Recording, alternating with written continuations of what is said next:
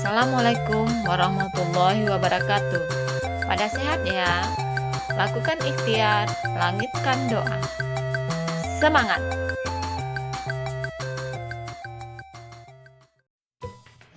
Pada video kali ini kita akan membahas sistem ekskresi pada manusia. Apa itu ekskresi? Ekskresi merupakan proses pengeluaran zat-zat sisa metabolisme yang tidak diperlukan tubuh.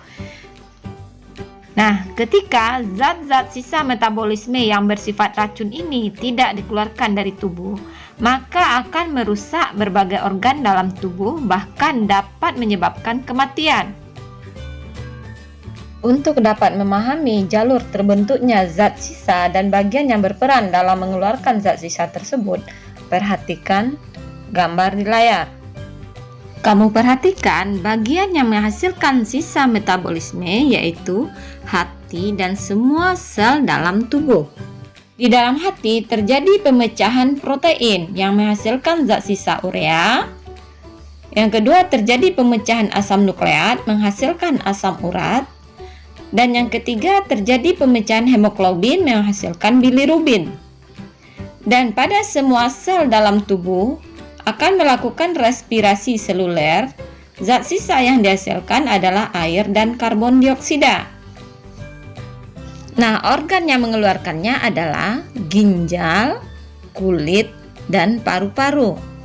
Ginjal akan mengeluarkan urea, asam urat, bilirubin, dan air dalam bentuk urin. Kulit akan mengeluarkan air dalam bentuk keringat. Dan paru-paru akan mengeluarkan udara yang mengandung karbon dioksida dan air. Jadi, organ yang berperan dalam sistem ekskresi ada 4, yaitu ginjal, kulit, paru-paru, dan hati.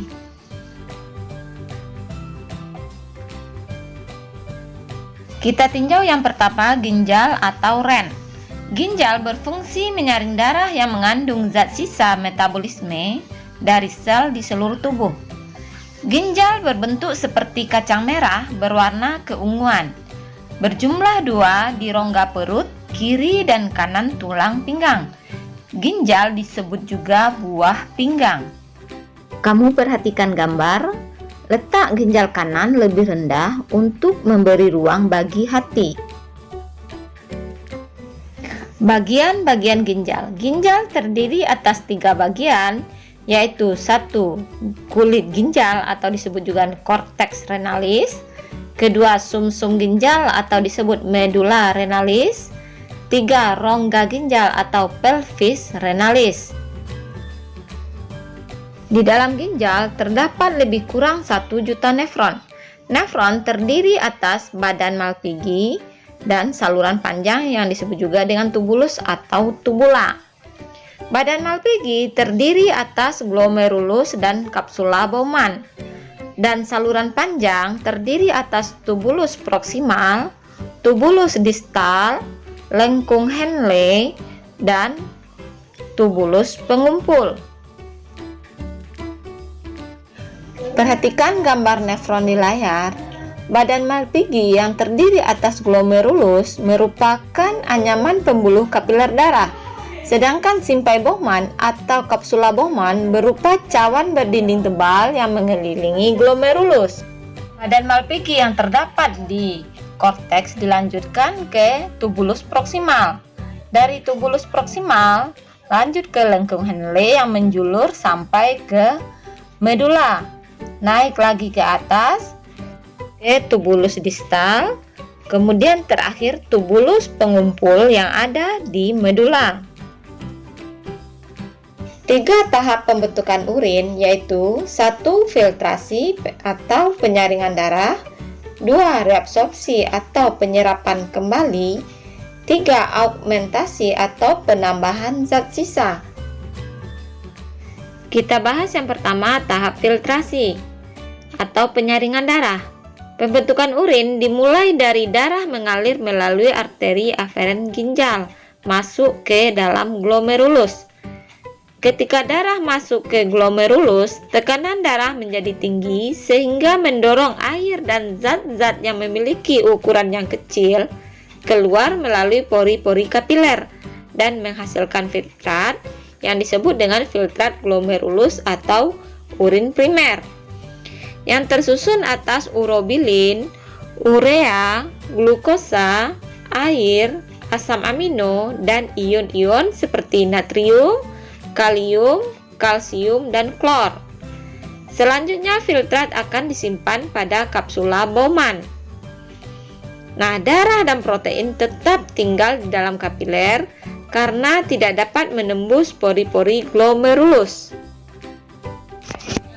Selanjutnya reabsorpsi. Reabsorpsi terjadi pada tubulus proksimal, yaitu penyerapan kembali zat-zat yang masih diperlukan, misalnya air, asam amino, glukosa, ion kalium. Selanjutnya zat-zat ini dikembalikan ke darah, sedangkan penyerapan urea terjadi sedikit. Cairan yang dihasilkan dari proses reabsorpsi disebut urin sekunder. Urin sekunder mengandung air, garam, urea, dan urobilin. Urobilin inilah yang memberikan warna kuning pada urin dan urea yang menimbulkan bau pada urin. Dari tubulus proksimal, urin sekunder masuk ke lengkung Henle, dan pada lengkung Henle masih terjadi penyerapan air. Dari lengkung Henle lanjut ke tubulus distal. Pada tubulus distal masih ada proses penyerapan air, ion natrium, klor, dan urea. Selanjutnya tahap augmentasi, yaitu pengeluaran zat-zat yang tidak diperlukan tubuh ke dalam urin sekunder, seperti ion hidrogen, racun misalnya amonia, obat-obatan misal penisilin. Proses augmentasi terjadi pada tubulus distal. Hasil dari tubulus distal inilah yang disebut sebagai urin sesungguhnya. Urin mengandung 1. Air, urea, amonia. 2. Garam mineral, terutama garam dapur atau NaCl. 3. Pigmen empedu atau zat warna empedu. 4. Zat yang berlebih dalam darah seperti vitamin B, vitamin C, hormon, obat-obatan seperti penisilin. Urin dari tubulus distal kemudian mengalir ke tubulus pengumpul atau tubulus colectivus. Kemudian mengalir ke pelvis renalis atau rongga ginjal yang berfungsi sebagai penampung urin sementara sebelum dikeluarkan ke ureter. Urin dari ginjal akan mengalir melalui ureter atau saluran ginjal menuju kandung urin atau vesika urinaria. Kandung urin dapat menampung sekitar 0,5 liter urin. Jika kandung kemih telah penuh urin, maka dinding kandung kemih akan tertekan. Oleh karena itu, dinding otot pangkal kantung kemih merenggang sehingga timbul rasa ingin buang air kecil. Selanjutnya, urin akan keluar melalui saluran kencing atau uretra. Organ ekskresi yang kedua yaitu kulit. Ketika berolahraga, kita akan mengeluarkan keringat. Nah, di sini berkaitan dengan fungsi kulit yaitu pembentukan dan pengeluaran keringat. Berkeringat berfungsi menjaga suhu tubuh dan mengeluarkan zat sisa. Kulit juga berfungsi melindungi jaringan di bawahnya dari kerusakan-kerusakan fisik karena gesekan, penyiraran, berbagai jenis kuman dan zat kimia berbahaya. Fungsi lainnya mengurangi kehilangan air dalam tubuh, mengatur suhu tubuh, dan menerima rangsangan dari luar. Kulit terdiri dari dua lapisan utama, yaitu 1. Epidermis atau kulit ari, 2. Dermis atau kulit jangap. Pada lapisan epidermis tidak terdapat pembuluh darah maupun serabut saraf. Pada epidermis terdapat stratum corneum yang merupakan lapisan kulit mati yang selalu mengelupas. Di bawahnya terdapat lapisan stratum granulosum yang mengandung pigmen melanin. pigmen melanin yang berfungsi memberi warna pada kulit. Di bawah stratum granulosum terdapat lapisan stratum germinativum yang terus-menerus membentuk sel-sel baru ke arah luar menggantikan sel-sel kulit yang terkelupas. Pada lapisan dermis atau kulit jangat terdapat otot penggerak rambut, pembuluh darah, pembuluh limfa, saraf, kelenjar minyak atau glandula sebacea, dan kelenjar keringat atau glandula sudorifera. Kelenjar keringat berbentuk seperti pembuluh panjang. Pangkal kelenjar keringat menggulung dan berhubungan dengan kapiler darah dan serabut saraf. Serabut saraf akan meningkatkan kerja kelenjar keringat, sehingga merangsang produksi keringat. Kelenjar keringat akan menyerap air, ion-ion, NaCl, dan urea dari dalam darah yang kemudian dikeluarkan melalui pori-pori kulit. Di bawah lapisan dermis terdapat lapisan hipodermis atau lapisan subkutan. Ini bukan merupakan bagian dari kulit, namun merupakan kumpulan jaringan ikat yang berfungsi melekatkan kulit pada otot. Lapisan hipodermis banyak tersusun atas jaringan lemak, sehingga juga berfungsi menjaga suhu tubuh. Pada dasarnya, pengeluaran air melalui kulit ada hubungannya dengan pengeluaran air melalui ginjal. Ketika suhu di sekeliling kita panas, kulit akan mengatur suhu tubuh dengan banyak mengeluarkan keringat, sehingga urin yang dihasilkan oleh ginjal lebih sedikit. Dengan demikian, pengeluaran air lebih banyak melalui kulit. Sebaliknya, ketika cuaca di sekitar kita dingin, tubuh hanya sedikit berkeringat sehingga mengeluarkan air lebih banyak melalui ginjal. Organ ekskresi yang ketiga yaitu paru-paru. Di samping sebagai alat pernafasan, paru-paru sebagai alat ekskresi mengeluarkan karbon dioksida dan uap air atau H2O. Karbon dioksida dan uap air merupakan hasil dari metabolisme yaitu respirasi seluler dengan reaksi sebagai berikut. C6H12O6 atau glukosa ditambah 6O2 atau oksigen menghasilkan 6CO2 atau karbon dioksida ditambah 6H2O atau uap air ditambah energi.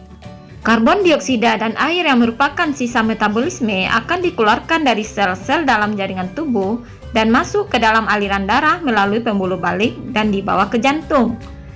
Darah yang mengandung karbon dioksida dan uap air akan dipompakan ke paru-paru melalui pembuluh nadi paru-paru.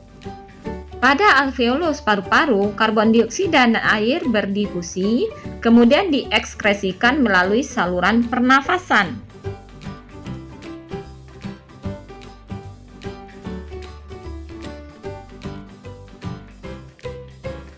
Organ ekskresi yang keempat yaitu hati. Selain berperan dalam sistem pencernaan, hati juga berperan dalam sistem ekskresi, yaitu mengekskresikan zat warna empedu yang disebut dengan bilirubin. Bilirubin dihasilkan dari pemecahan hemoglobin yang terdapat pada sel darah merah. Sel darah merah hanya memiliki rentang waktu hidup antara 100 sampai 120 hari, karena sel darah merah tidak memiliki inti sel dan membran selnya selalu bergesekan dengan pembuluh kapiler darah. Karena tidak memiliki inti sel, sel darah merah tidak dapat membentuk komponen baru untuk menggantikan komponen sel yang rusak. Sel darah merah yang rusak akan dihancurkan oleh makrofag di dalam hati dan limpa. Hemoglobin yang terkandung di dalam sel darah merah dipecah menjadi zat besi, globin, dan hemin. Zat besi selanjutnya dibawa menuju sumsum merah tulang untuk digunakan membentuk hemoglobin baru. Globin dipecah menjadi asam amino untuk digunakan dalam pembentukan protein lain. Sedangkan hemin diubah menjadi zat warna hijau yang disebut biliverdin. Biliverdin kemudian diubah menjadi bilirubin yang merupakan zat warna kuning oranye. Bilirubin selanjutnya dikeluarkan bersama getah empedu. Gentah empedu dikeluarkan ke usus 12 jari, kemudian menuju usus besar. Di dalam usus besar, bilirubin diubah menjadi urobilinogen. Urobilinogen diubah menjadi urobilin sebagai pewarna kuning pada urin dan sterkobilin sebagai pigmen coklat pada feses atau tinja.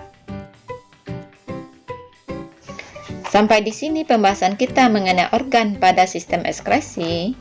Semoga bermanfaat. Jangan lupa ya. Terima kasih. Assalamualaikum warahmatullahi wabarakatuh.